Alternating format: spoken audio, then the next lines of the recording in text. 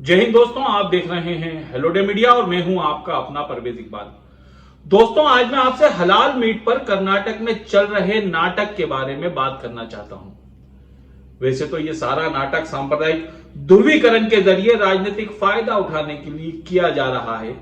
सत्ताधारी भाजपा सरकार और मुस्लिमों से नफरत रखने वाले कट्टरपंथी संगठन के लोग इसे मुद्दा बनाकर मुस्लिमों को हरास करना चाहते हैं और इसलिए कभी हिजाब का मुद्दा उछाला जाता है तो कभी हलाल के नाम पर विवाद खड़ा कर दिया जाता है, जबकि हलाल कोई मुद्दा ही नहीं है। यहां तक कि सुप्रीम कोर्ट भी इस मामले में अपना रुख साफ कर चुकी है। हलाल मुद्दे पर सुप्रीम कोर्ट के रुख के अलावा मैं आपको हलाल मीट से जुड़े कई वैज्ञानिक और राजनीतिक पहलू भी बताऊंगा। भारत के मीट एक्सपोर्ट सहित मांसाहारी के आंकड़े बताऊंगा और यह भी बताऊंगा कि किस तरह आज की सरकार हिटलर से प्रभावित होकर फैसले ले रही है। और भी बहुत कुछ है इस वीडियो में जो आपको चौंका सकता है। इस वीडियो को आखिर तक देखिए और वीडियो पसंद आए तो इसे लाइक कीजिए, शेयर कीजिए और इस चैनल को सब्सक्राइब कीजिए। तो आइए सबसे पहले हम जानते हैं कि हलाल होता क्या है। दरअसल हलाल लफ्ज को बेवकूफ कट्टरपंथियों ने सिर्फ मांस के कारोबार से जोड़ दिया है, जबकि हलाल का मतलब जायज या सही होता है। इसलिए सिर्फ मीट ही नहीं, कानून और मेहनत से कमाई गई रोजी को भी हलाल रोजी कहा जाता है। मेहनत की कमाई से पका गई दाल, रोटी और सब्जी भी हलाल हो सकती है। जिन ब्यूटी प्रोडक्ट में सुअर की चर्बी या शराब का इस्तेमाल ना होता हो, उन ब्यूटी प्रोडक्ट्स पर भी हलाल लिखा होता है। और तो और अब दुनिया में हलाल टूरिज्म भी शुरू हो चुका है। हलाल टूर में टूरिस्ट को उन होटलों में ठहराया जाता है जहां सुअर का गोश्त और शराब नहीं परोसी जाती है। इस तरह की होटलों में महिला और पुरुषों के लिए अलग अलग स्विमिंग पूल भी होते हैं। बहरहाल वर्तमान मुद्दा मीट से जुड़ा है तो हम मीट की ही बात करते हैं। दरअसल जिन जानवरों को मीट खाया जाता है उन्हें हलाल पद्धति और झटका पद्धति से काटा जाता है। झटका पद्धति के तहत एक झटके में जानवर की गर्दन काट दी जाती है, जिससे जानवर की फौरन मौत हो जाती है। यहां तक कि जानवर के जिस्म से पूरा खून भी नहीं निकल पाता है। शरीर के अंदर खून जमा रहने से मांस सख्त हो जाता है, जिससे गोश्त का जायका बिगड़ जाता है। जबकि हलाल पद्धति से पहले जानवर के गले की सिर्फ रक्त वाहिनी को काटा जाता है। इससे जानवर की अचानक मौत नहीं होती और इसका दिल खून को पंप करता रहता है, यहां तक कि जानवर के जिस्म से सारा खून बाहर निकल जाता है। इस तरह मीट न सिर्फ नरम हो जाता है बल्कि पकाने में अधिक स्वादिष्ट भी बनता है। और यही वजह है कि अधिकांश बड़ी होटल और नामचीन रसोइये अपनी रेसिपी में हलाल मीट का ही इस्तेमाल करते हैं। डॉक्टर्स का भी मानना है कि झटके की बजाय हलाल मीट खाना सेहत के लिए ज्यादा फायदेमंद है। हैदराबाद के एनआरसीएम यानी national research centre of meat ने जब पके हुए हलाल और झटका मीट का लेबोरेटरी टेस्ट किया तो उन्होंने पाया कि झटके के गोश्त की बजाय हलाल गोश्त में खास तरह का प्रोटीन पाया गया। वैज्ञानिकों के मुताबिक संभवतः झटका पद्धति से कटे जानवर की अचानक मौत की वजह से यह प्रोटीन खत्म हो गया। अब बात करते हैं हलाल के सर्टिफिकेट की। तो कट्टरपंथी संगठन ये बात फैलाते आए हैं कि हलाल का सर्टिफिकेट केवल जमीयत उलेमाए हिंद देती है, जबकि यह अधूरा सच है। भारत में जमीयत उलेमाए हिंद के हलाल ट्रस्ट के अलावा हलाल इंडिया प्राइवेट लिमिटेड और हलाल सर्टिफिकेशन सर्विसेज प्राइवेट लिमिटेड सहित दर्जन भर संस्थाएं भी हलाल का सर्टिफिकेट देती हैं। आज अपने राजनीतिक फायदे के लिए हलाल के नाम पर उत्पाद मचाते हुड़दंगी संगठनों की हरकतों का मौन समर्थन करने वाली सरकार के लिए हलाल उत्पाद पर प्रतिबंध लगाना कोई आसान काम नहीं है, क्योंकि state of the global Islamic economy की वर्ष 2020-21 की रिपोर्ट ये बताती है कि दुनिया के बाजार में हलाल उत्पादकों की 19% हिस्सेदारी है और भारत दुनिया में हलाल मीट सप्लाई करने वाला दूसरा सबसे बड़ा निर्यातक देश है। और पिछले 5 सालों में भारत ने दुनिया में 1.25 लाख करोड़ रुपए का मीट एक्सपोर्ट किया है। हलाल पर पाबंदी लगाने पर देश को लाखों करोड़ के इस कारोबार से भी हाथ धोना पड़ सकता है। हलाल का विरोध करने वाले कट्टरपंथी संगठन ये भी कुतर्क देते हैं कि मुस्लिम इस बहाने न सिर्फ अपनी आस्था गैर मुस्लिमों पर थोपना चाहते हैं, बल्कि हलाल के नाम पर वो इस कारोबार में सिर्फ और सिर्फ मुस्लिम दुकानदारों और मीट कारोबारियों को ही फायदा पहुंचाना चाहते हैं। उनका यह तर्क भी उनकी सांप्रदायिक सोच की ही तरह झूठ और नफरत से भरा है। भारत में मीट खाने और बेचने वाले अधिकांश लोग मुस्लिम हैं, यह भी कट्टरपंथियों द्वारा फैलाया गया एक झूठा प्रोपेगेंडा है। बीबीसी की एक रिपोर्ट के मुताबिक भारत के 70 से 77% लोग मांसाहारी हैं, जबकि सरकारी आंकड़ों में भारत की आबादी में मुस्लिम मात्र 18% है। यानी मांस खाने वालों में सबसे बड़ी आबादी गैर मुस्लिमों की है, जिसमें बड़ी संख्या में हिंदू भी शामिल हैं। अमेरिका निवासी भारतीय मानव विज्ञानी बाल मुरली नटराजन और अर्थशास्त्री सूरज जेकब कहते हैं कि भारत में सांस्कृतिक और राजनीतिक दबाव के चलते शाकाहारियों की संख्या को बड़ा चढ़ाकर बताया जाता है, जबकि वास्तव में भारत की मात्र 20% आबादी ही शाकाहारी है। यहां तक मीट कारोबार का सवाल है, मुस्लिमों को बढ़ावा देने की बात है तो कट्टरपंथियों का यह दावा भी पूरी तरह निराधार है, क्योंकि इसका ताल्लुक मीट बेचने वाले के धर्म मजहब से नहीं, बल्कि मीट के सिर्फ हलाल होने से। अब देखिए ना, मछली में हलाल का कोई नियम नहीं है, लिहाजा हलाल मीट खाने वाले मुस्लिम भी जिन दुकानदारों से मछली खरीदते हैं उनमें से ज्यादातर हिंदू समाज से ही ताल्लुक रखते हैं। इतना ही नहीं, भारत से मीट एक्सपोर्ट करने वाली लगभग 100 से ज्यादा कंपनियों में टॉप मोस्ट कंपनियां, जो भले ही अरेबिक नामों की वजह से मुस्लिम नजर आती हों, लेकिन इनमें से अधिकांश कंपनी के मालिक जैन, हिंदू समाज या अन्य गैर मुस्लिम ही हैं, जिनमें सैकड़ों गैर मुस्लिम भाई नौकरियां करते हैं।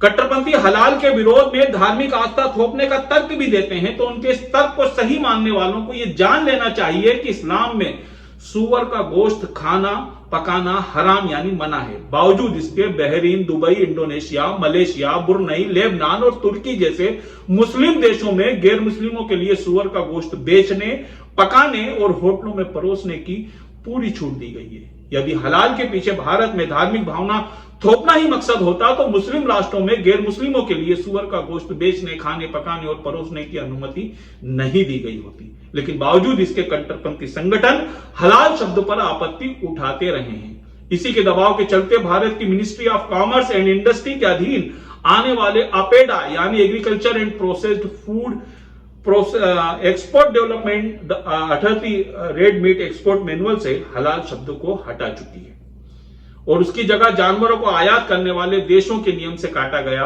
यह लिखवा दिया गया है। लेकिन नाम बदलू गैंग को शायद इससे भी संतुष्टि नहीं मिली, लिहाजा अभी तक हुड़दंगी लोग हलाल पर हंगामा खड़ा कर रहे हैं और तो और हलाल के साथ अब एक नया फितूर भी इनके दिमाग में आया है कि अब जानवरों को काटने से पहले इन्हें बेहोश करने का नियम बनाया जाएगा। तो आपको यह बता दूं कि अपनी कार्यशैली में हिटलर को कॉपी करने वाले इन सत्ताधारी लोगों ने यह आइडिया भी हिटलर से ही कॉपी किया है। वर्ष 1933 में हिटलर ने भी जर्मनी में जानवरों को काटने से पहले बेहोश करने का नियम बनाया था। हलाल विरोधी गैंग इस मामले में सुप्रीम कोर्ट की फटकार भी खा चुकी है, लेकिन बावजूद इसके नफरत फैलाने वालों की बेशर्मी कम होने का नाम नहीं लेती। दरअसल अखंड मोर्चा नाम के एक संगठन ने सुप्रीम कोर्ट में पशु क्रूरता अधिनियम 28 के तहत जानवरों को हलाल करने पर पाबंदी लगाने की याचिका दायर की थी, जिसे अक्टूबर 2020 में सुप्रीम कोर्ट के जज जस्टिस संजय किशन कौल और जस्टिस दिनेश महेश्वरी ने याचिकाकर्ता की मंशा को शरारतपूर्ण बताकर इसे खारिज कर दिया।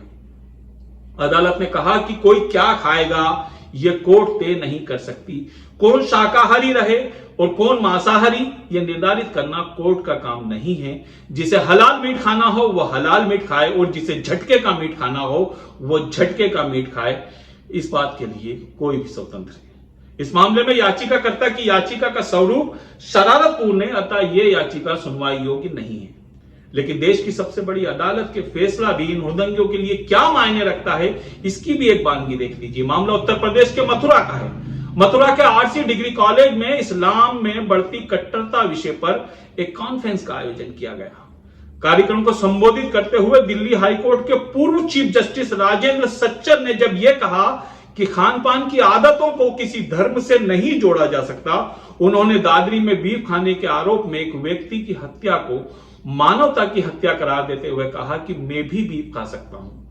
उन्होंने यह भी कहा कि मीट के कारोबार में कई भाजपा नेता और विधायक सांसद भी शामिल हैं। इतना सुनते ही कार्यक्रम में मौजूद शांतिप्रिय सहिष्णु विचारधारा से जुड़े इन लोगों ने जमकर उत्पात मचाना शुरू कर दिया। नारेबाजी के साथ जमकर तोड़फोड़ की गई, हाल की बिजली भी बंद कर दी गई और जिस वक्त ये सारा हंगामा चल रहा था उस वक्त सभागृह में कनाडा, अफगानिस्तान और बांग्लादेश के लोग भी मौजूद थे। उनके सामने भारत की धर्मनिरपेक्ष छवि को क्या नुकसान पहुंचा होगा, इससे इन तथाकथित पाखंडी राष्ट्रवादियों को कोई लेना देना नहीं है। यहाँ यह भी बताना जरूरी समझता हूं कि ये वही जस्टिस राजेंद्र सच्चर थे जिनकी अध्यक्षता में बनी सच्चर कमेटी ने वर्ष 2006 में मुस्लिमों की हालत दलितों से बदतर बताकर मुस्लिम आरक्षण देने की सिफारिश की थी। सवाल यह उठता है कि जिस देश में देशभक्ति और धर्म के स्वयंभू रक्षक संगठन का यह पाखंड लोगों पर जबरिया थोपा जा रहा हो, जहां एक रिटायर्ड चीफ जस्टिस तक को भी अपने विचार व्यक्त करने पर इस तरह विरोध का सामना करना पड़ रहा हो, वहां आम आदमी की वैचारिक आजादी का कितना हनन हो रहा होगा यह समझा जा सकता है।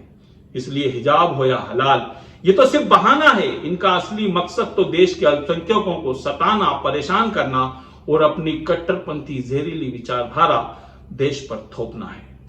और अपने सियासी फायदे के लिए जो सत्ताधारी लोग इनको संरक्षण दे रहे हैं, जो मीडिया के लोग अपने आर्थिक या सत्ता केंद्र से लाभ उठाने के लिए इन्हें महिमा मंडित कर रहे हैं, वो इस मुल्क को ऐसा नुकसान पहुंचा रहे हैं जिसका उन्हें आज शायद अंदाजा नहीं है। इनकी हरकतों पर खामोश रहने वाला एक बड़ा तबका भी आज तमाशबीन बना बैठा है, जिस पर मुझे रामधारी सिंह दिनकर की पंक्तियां याद आती हैं कि समर शेष है नहीं पाप का भागी केवल व्याध। समर शेष है नहीं पाप का भागी केवल व्याध, जो तटस्थ हैं समय लिखेगा उनका भी अपराध। बहरहाल ये था हलाल का मुद्दा। जाने से पहले एक और बात आपसे करना चाहता हूं अपने मन की बात के इस दौर में आप बिकाऊ मीडिया, गोदी मीडिया की बात करते हैं, उसे गालियां देते हैं, लेकिन जानते हैं गोदी मीडिया कैसे पनपती है? क्योंकि आप लोग सच बोलने वालों की हौसला अफजाई नहीं करते, उन्हें प्रोत्साहित नहीं करते। मैं तो सच कहने की कोशिश करने वाला, मजलूमों की आवाज उठाने वाला एक छोटा सा अदना सा कार्य करता हूं, लेकिन मेरे अलावा भी कई लोग हैं जो अराजकता पर बोल रहे हैं, सांप्रदायिकता पर बोल रहे हैं, आपकी आवाज उठा रहे हैं। हमारी आवाज को हौसला दीजिए। हम जैसे लोग किसी राजनीतिक लाभ या एजेंडे के लिए चैनल नहीं चला रहे हैं, हम भी किसी ना किसी गोदी मीडिया का हिस्सा बनकर सभी तरह के फायदे उठा सकते हैं, लेकिन हम आपकी आवाज बनते हैं, आपका दर्द बयान करते हैं। यह हमारी नहीं, आपकी अपनी आवाज है। अगर लोकतंत्र को जिंदा रखना चाहते हैं, कौम के दर्द को उजागर करने वाली इन आवाजों को बुलंद करना चाहते हैं, तो हमारा साथ दीजिए, वरना गोदी मीडिया के शोर में हम जैसी आवाजें भी खामोश हो जाएंगी। तो इस आवाज को दूर तक पहुंचाने की कोशिश कीजिए, इसे लाइक कीजिए, शेयर कीजिए और इस चैनल को सब्सक्राइब कीजिए। बहरहाल मुझे दीजिए इजाजत, अगली बार फिर मुलाकात होगी आपसे एक नए मुद्दे के साथ। जय हिंद।